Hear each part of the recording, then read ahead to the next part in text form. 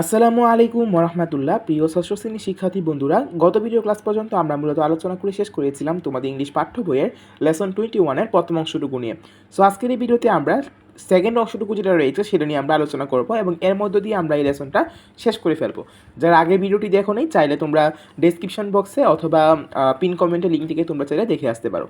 So চলো আমরা আমাদের আলোচনা শুরু করি। সো আমাদের প্রথমেই যে আলোচনা বিষয়গুলো আসে, অ্যাক্টিভিটি C1 এবং অ্যাক্টিভিটি C2, এই দুটোই আমাদের মূলত গাইড থেকে সমাধান করতে হবে এবং ডি নাম্বারটা যেটা রয়েছে সেটাও কিন্তু আমাদের মোটামুটি আশা করি গাইড থেকে সমাধান করতে হবে।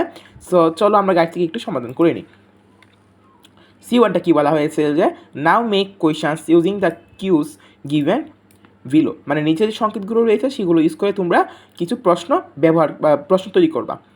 সো হোয়াট ইজ দেশ, হোয়ার ইজ দেশ, হাউ দেশ শাহজাহান দেশ, হো দেশ, হোয়েন দেশ মমতাজ দেশ, তারপর হচ্ছে হোয়াই দেশ শাহজাহান দেশ, হাউ মেনি দেশ। সো এগুলো আমরা কোয়েশ্চেনগুলো একটু তৈরি করি। হোয়াট ইজ দ্য তাজমহল, ঠিক আছে, where is it located, how much does Shah Jahan love Mumtaz, who is Mumtaz, when did Mumtaz die, why did Shah Jahan build the Taj Mahal, how many years and artisans and craftsman did it take to complete the Taj Mahal. So আমরা কিন্তু 7টা question তৈরি করে ফেললাম 7টা Q থেকে বা 7টা সংকেত থেকে। এবার আমরা চলে যাব সরাসরি আমাদের C2-তে। C2টা কী বলা হয়েছে খেয়াল করো। C2টা আমাদের বলা হয়েছে complete the following table with information given in the passage. প্যাসেজে যে আমাদের ইনফরমেশনগুলো দেওয়া ছিল তাজমহলের এই প্যাসেজটা, সেখান থেকে আমরা এই যে একটা টেবিল রয়েছে বা একটা খালি ঘরের মতো রয়েছে, এটা আমাদের পূরণ করতে হবে। সো চলো আমরা এটা উত্তরটা দেখি। শাহজাহান বিল্ড দ্য তাজমহল, এটা হবে তাজমহল, মানে খালি জায়গাগুলো আমাদেরকে পূরণ করতে হবে। Taj Mahal is also known as the Taj located, অথবা আমরা এটাও লিখতে পারি যে Taj Mahal is located at Agra in India. তোমরা দুইটাই লিখবা না, তোমরা দুইটার মধ্যে যে কোনো একটা লিখতে পারো। Its area is about 103 acres or 405 hectares. Mumtaz died at an early age in 1631. To complete the Taj, it took 21 years and thousands of artisans and craftsmen. ঠিক আছে, সো এবার চলো আমরা অ্যাক্টিভিটি ডিতে চলে যাই। অ্যাক্টিভিটি ডিটা কী বলা হয়েছে, আমাদের এখানে একটা ফিল দ্য গ্যাপস রয়েছে, সেটা আমাদেরকে অ্যান্সার করতে হবে। The Eiffel tower is a latest tower in Paris. It was build in 1889. Now it symbolizes the cultural icon of France, মানে এটা কিন্তু বর্তমানে ফ্রান্সের যে কালচারাল আইকন বা সাংস্কৃতিক যে বিষয়গুলো সেগুলোকে কিন্তু সে তার মানে ফুটিয়ে তোলে, মানে এই যে আইফেল টাওয়ারটা রয়েছে।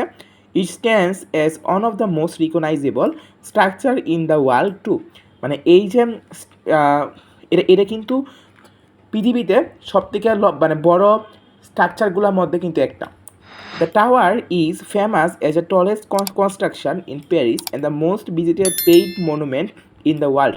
মানে এই টাওয়ারটা প্যারিসের সবথেকে লম্বা স্থাপত্যগুলোর মধ্যে অন্যতম এবং এটা কিন্তু পৃথিবীতে অন্যতম একটা মানে সর্বোচ্চ মানে মোস্ট ভিজিটেড মানে কি, মানে সবথেকে বেশি মানুষ এখানে ভ্রমণ করে টাকা দিয়ে। Millions of people ascend it every year. It is 320 meters or 1050 feet tall, about the same height as an 81-story building. The tower has 3 level of visitors, মানে এই টাওয়ারটার মধ্যে 3 লেভেলের মানে ভিজিটর থাকে বা 3 লেভেলের পর্যটক থাকে আর কি। A visitor has to walk over 300 steps to go from ground level to first level. প্রথম লেভেলে যেতে একজন পর্যটককে 300 স্টেপের মতো হাঁটতে হয়।